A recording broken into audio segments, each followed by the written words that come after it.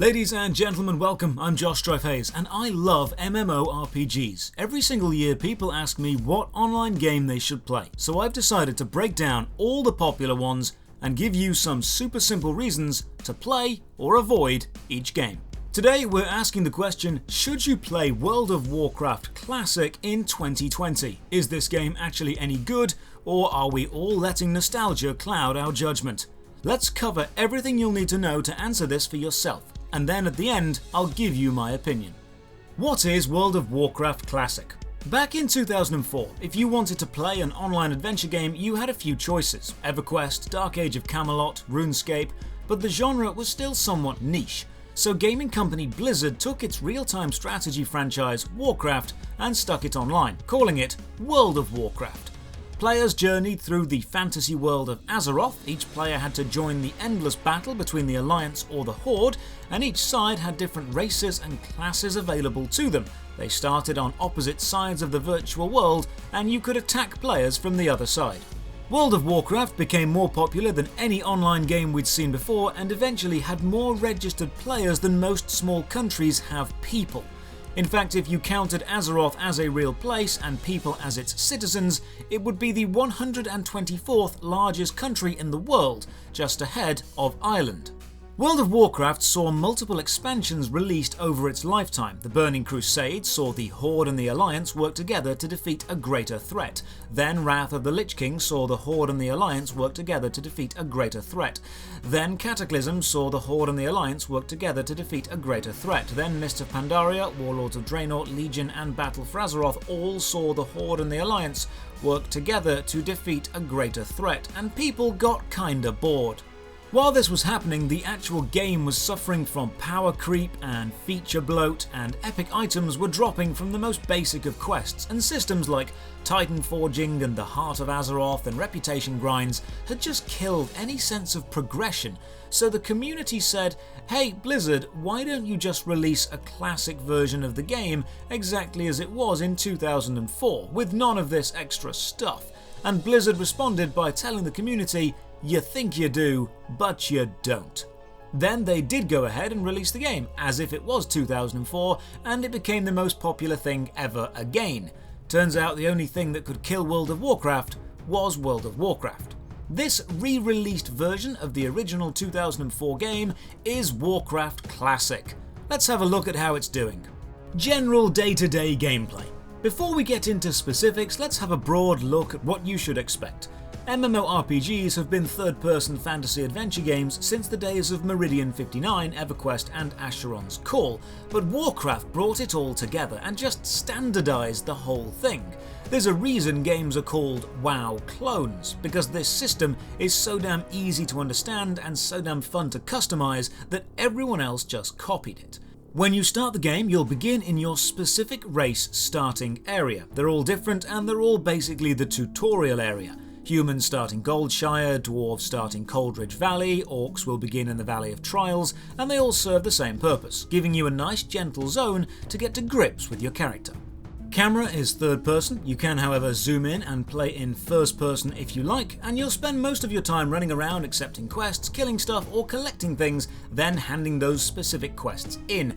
There are dungeons to explore with friends and raids once you're a higher level, but they're going to take you a few weeks to get to because, and this is important, Warcraft Classic is a slow game. Most games rush you through the early game grind to get to the good, juicy content at the end. Not Warcraft Classic. You'll gain experience slowly. Each individual enemy will give you a tiny amount needed to get to the next level, and while quests are a nice big chunk of experience all in one go, completing them can take some time, even the easy ones. If your quest is to collect 20 wolf claws, each wolf you kill might only have a 20% chance of dropping a claw, meaning long, grindy gameplay for even the most basic of things. And if you're thinking, oh, I'll just grab the aggro from all those wolves and kill the whole area, yeah, no. Enemies in Classic WoW can rip you apart, even the basic ones. Taking on more than one enemy at a time is a privilege that only tanks have, and if they pull 3 or 4, even the tankiest of tanks is going to have a hard time. Each individual enemy, from the lowest boar to Ragnaros himself, is a challenge for an ill-prepared player, and care must be taken each and every time, because when you bite off more than you can chew, and you will, you'll die. Death itself isn't too bad. You're sent to a graveyard and can chat to the spiritual being there to instantly resurrect, but if you do, you'll take a large amount of equipment durability damage, and when your equipment breaks, you'll need to visit an armourer and get it fixed. You can avoid the penalty, however, by running all the way back to your corpse and resurrecting there. Remember though, if you died in a dangerous area, when you resurrect, the area is still dangerous, meaning you can sometimes get caught in a death loop. So maybe you've played some MMORPGs before and you know all about quest hubs, areas where you can accept a load of quests, complete them all at the same time, and then turn them all in together to gain some quick levels. Well, good luck knowing where the quest start or finish points are, because both the world map and the mini-map will not show you. Seriously, your in-game map will not show you anything beyond an actual map of the area. The quest givers, receivers, shops, trainers, points of interest or general area enemies you're assigned to kill, you get none of that. If you want to know something, you've got to actually read the description and the quest text to figure it out. Quest says go west, you're just walking west until you find whatever you might need. So when you do finally kill enough enemies or complete enough quests to level up, what happens? Well, instantly, almost nothing. You'll increase your health and basic stats, but your attacks and abilities won't change because leveling up in WoW Classic doesn't grant you stuff instantly. You have to travel to your specific class trainer, so mages to the mage trainer, warriors to the warrior trainer, and buy the new abilities from them as you reach higher levels. Then you have to remember to actually place these new or upgraded abilities onto your hotbar and make sure you are using them and not the old versions. If, as a mage, I have Fireball rank 1, then buy access to Fireball rank 2, I have to make absolutely sure I've removed rank 1 from the spells I'm using and replaced it with rank 2. Otherwise, I'm going to be using the inferior version and wondering why my damage hasn't changed. So running backwards and forwards from quest to leveling to training, maybe you're looking for a way to reduce travel time. Well, once again, good luck. Transportation in Classic is just as slow as leveling. That means you're walking or running almost everywhere. You've got your trusty Hearthstone that will teleport you back to your chosen hub city, but it's got a long cooldown so you can't rely on it. There's a network of connected flight masters who can ferry you between cities, but you need to have unlocked them by visiting them and then paying for the ride. And the ride isn't instant.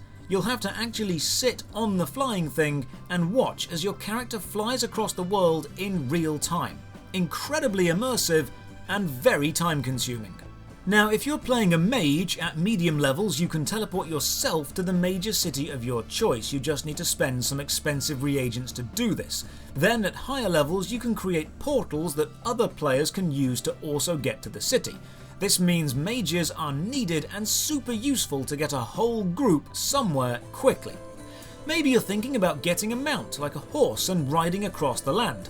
Well, I hope you're ready for a grind, because not only do you need to be a high level to even have a mount, you need to spend a lot of gold to buy one, and you cannot buy one with a credit card, you've got to spend in-game money.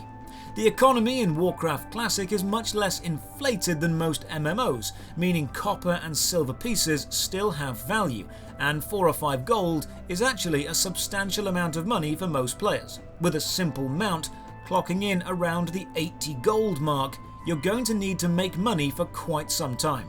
So you've focused on making money for a mount and decided to go to a dungeon or raid, kill some bosses and get some valuable loot. How do you put a dungeon group together? It's pretty simple. You stand in a major city or by the dungeon entrance and you shout. There is no group finder, no raid finder, no system within the game at all to organize anything. You can't just queue up for something and wait for it to pop. You have to manually find people, manually walk to the dungeon entrance, and then all go inside together.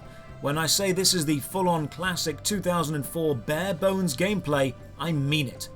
This system actually highlights a few things. It makes dungeons feel like real events again, not just a chore to be found and run through.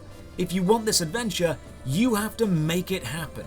And it really brings together the community. You come to recognize people, consistent dungeon raiders, bad healers, good tanks. You'll get to know the players again. Of course, on the other hand, It's awful for people with less free time who just want to raid or do a dungeon. Classic does demand much more of your time than most games will. It's willing to return that nostalgic sense of childhood wonder to you, but it's absolutely going to take a few hours to do so.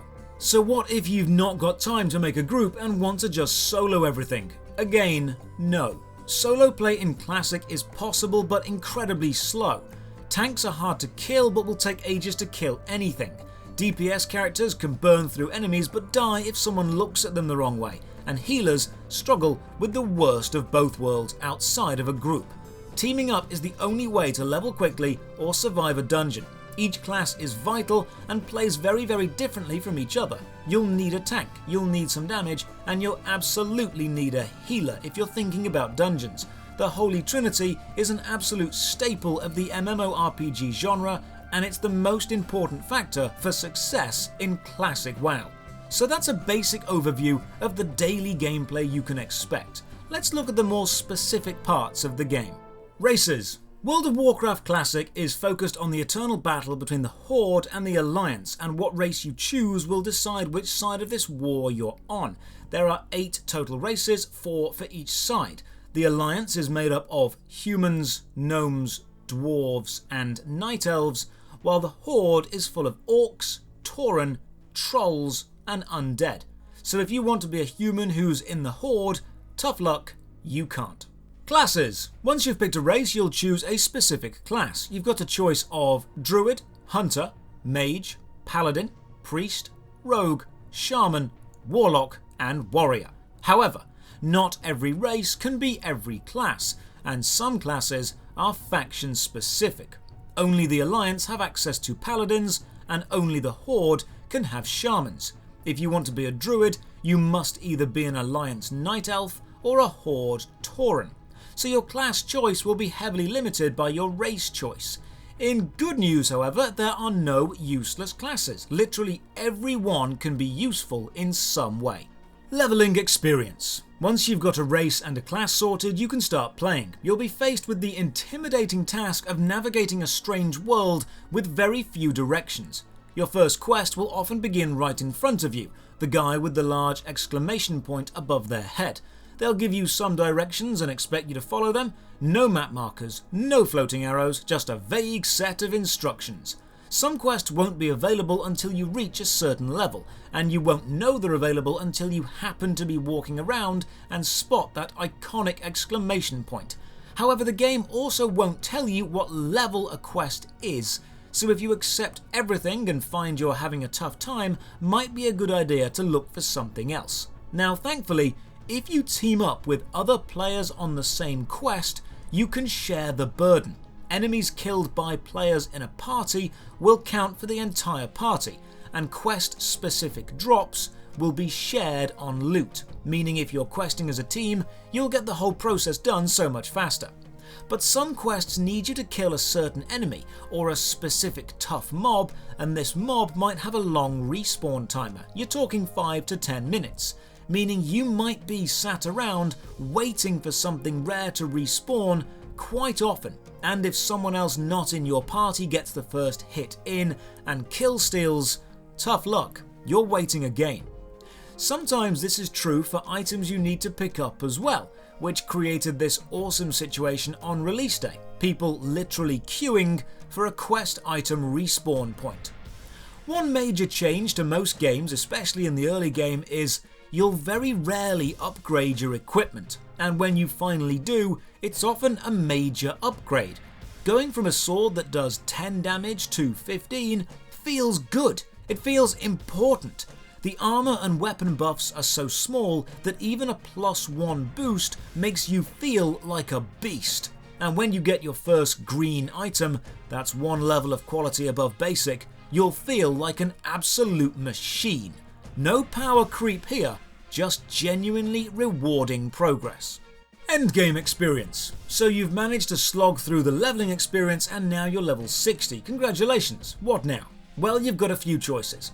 First of all, get yourself a mount if you haven't got one already. If you're feeling rich, get a very expensive mount. And then prepare for raids. Now, endgame raids and dungeons in most online games have a quality of life feature like joining a queue or using a group finder and then all working together. Not so here. If you want to take on a 40-man raid, you're going to need 40 people at the same place at the same time, all ready to go. Your herbalists have made the potions. Your mages will be making magical food and drink, which they'll then have to manually trade to everyone. So preparation can take some time. Then the buffs. You can buff yourself and others, so a mass amount of support and combat buffing happens, then the raid begins. It's a slow process. Tank pulls aggro, DPS pile in, healers keep everyone alive. What it is not is a mass of people all running from boss to boss. If you fall out of formation or you go solo, you're going to die, which might even end up wiping the whole raid. Raiding in Classic is just like the stories of old. Great glory and dismal defeats. It's a whole event unto itself, and if you've got the time and the patience, it's hardcore in the best way. But if you've got responsibilities, work, a kid, a busy life, then don't expect to be able to keep up with the more hardcore guilds or the Classic streamers. Because Classic is such a slow grind, then even getting to the end game is both an achievement and oddly enjoyable. It's actually nice to level through the various zones and see what the world has to offer with each class. And that segues nicely into the next bit. The world. The lands of Azeroth aren't as big as some of the online worlds today, but because of the extremely limited travel options, it actually feels huge. The ability to teleport instantly from place to place serves to shrink a virtual world. I've covered this phenomenon in my video Fast Travel Ruins MMORPGs, but with Classic Warcraft, you're going to truly appreciate the size of each zone as you're forced to travel through them. It feels lived in. It feels possible. The major cities are so well laid out and fun to explore. The forests and oceans and scorched rocks are just reminiscent enough of reality that they feel grounded and just fantastical enough to feel new. The distances between places begins to matter. If you and a friend are worlds apart, then yes, it's possible to get to each other, but it will take time, making you actually feel worlds apart.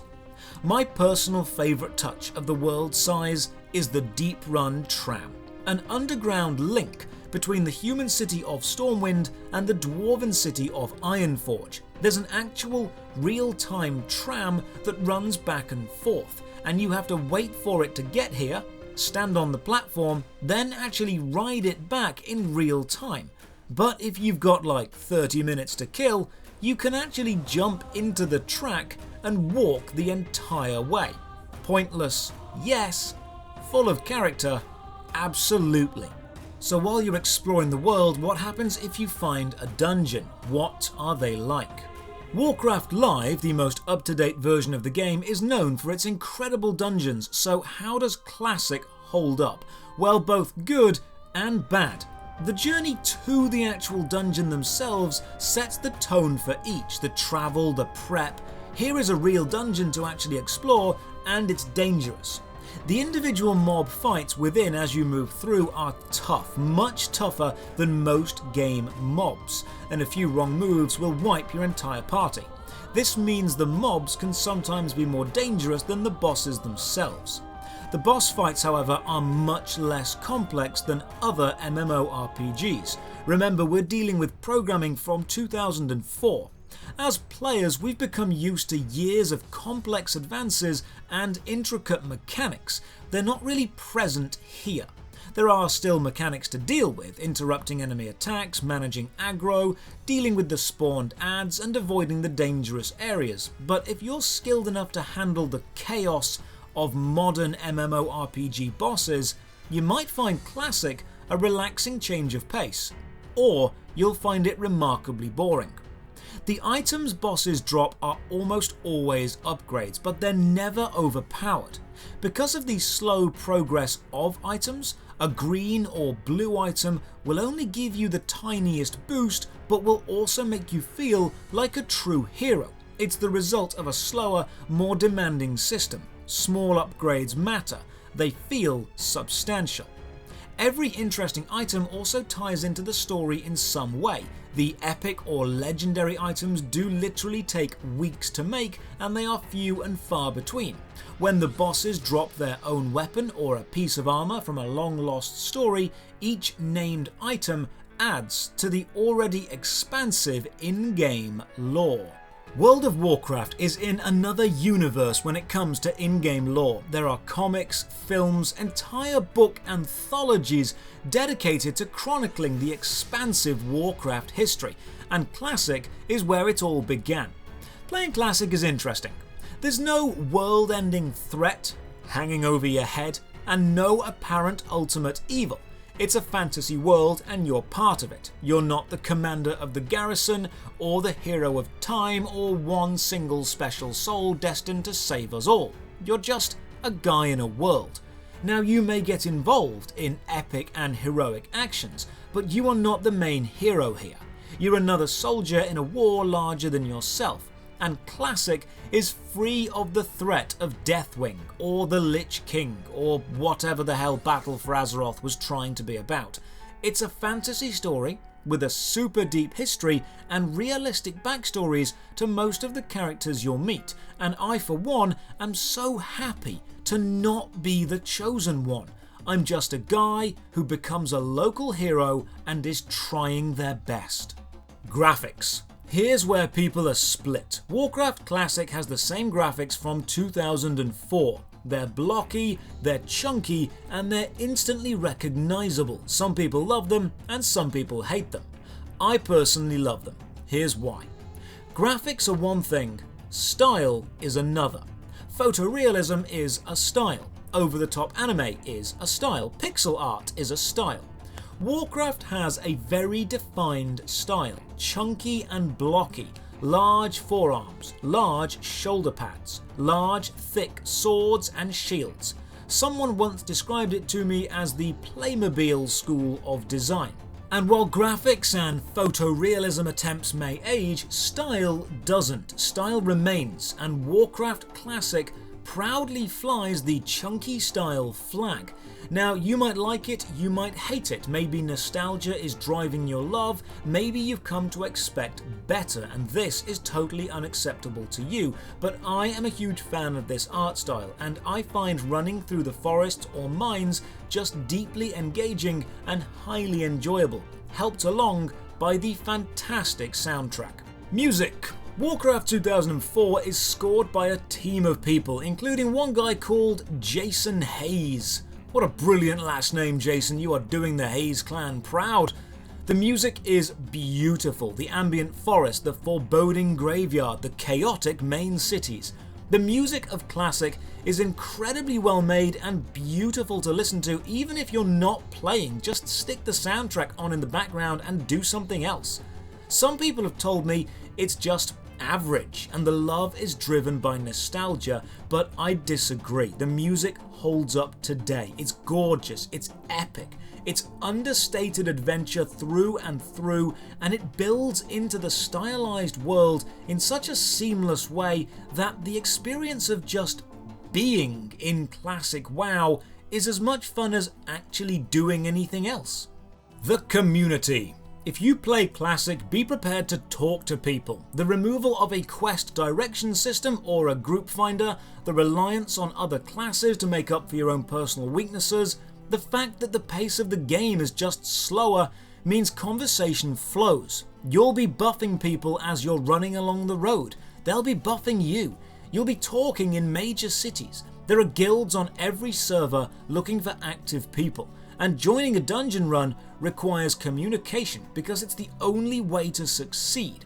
The community is much friendlier than people realize, and behavior matters. With no systems around to help you find people, you're relying on your reputation and your friends, both of which are server-wide and both of which will increase or decrease as you spend more time in Azeroth. Side note, while filming this segment and yelling "Morning all" in the Alliance city of Stormwind, a player named Uga replied and we chatted for a bit. Before I left, purely out of the kindness of his own heart, he gave me some better equipment. So thanks, Uga. Content creators and the wiki. So how easy is it to find up-to-date information on dungeons, classes, mods you can add to the game, Twitch streams or YouTube guides? Well, extremely. Classic Warcraft has some of the most extensive wikis of any online games. You've got pretty much everything you need to know on the website Wowhead. There are multiple YouTube content creators putting out accurate, up-to-date stuff often, and as far as live streams go, well, when Classic released, it took the #1 most watched game spot on Twitch for a while. And now, even though it's fallen down and grouped in with regular Warcraft, it's still one of the most watched things in the world. The Classic WoW subreddit is always active with thousands of people at any given moment and nearly 500,000 subscribers. You're going to have no problem finding information on any issues you might have with Classic WoW. Lifespan and longevity. So will this last? It's a classic old game. What's the plan for the future? Well, when it was released, there were several phases Classic WoW was going to have to go through, with each phase bringing more and more content. And so far, the phases have been received well, bringing new, well, technically old, dungeons back. As for the expansions, we have no idea. Will the servers continue like this forever?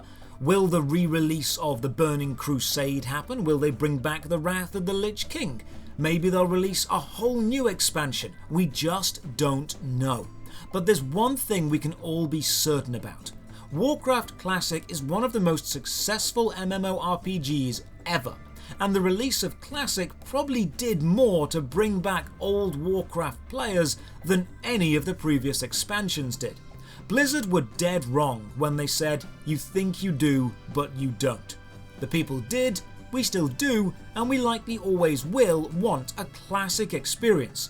So I'm confident in saying that Warcraft Classic is going to be with us and remain strong for many years to come. And finally, should you play the game?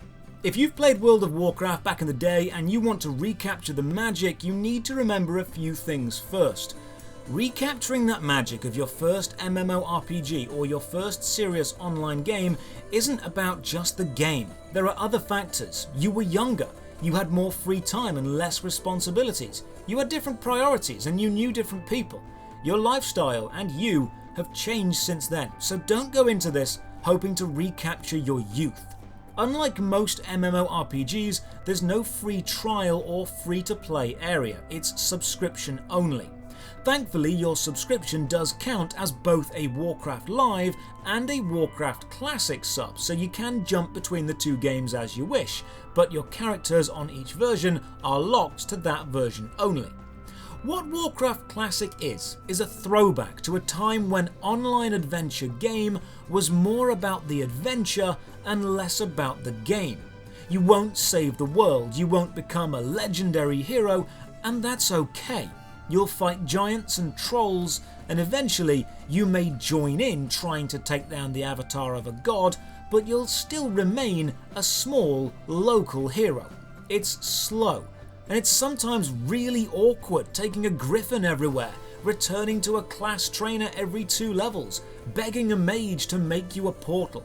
It will not suit you if you want fast gameplay or fast progress. If you want an older, more established game that won't hold your hand and will let you fail in exchange for an intriguing world and a memorable adventure, then yes, Warcraft Classic is absolutely worth your time. Just remember that word, time, because you'll need to have a lot of it to get very far.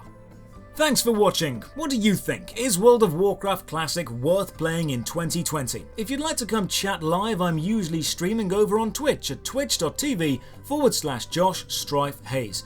If you've enjoyed the video, then a like or a sub is much appreciated, and I try to respond to any comments. A massive thank you to all my supporters on Patreon and Twitch subs who make all my content possible. Check the description below for links to the Patreon, Twitter, or Discord chat, and as always, have a great day.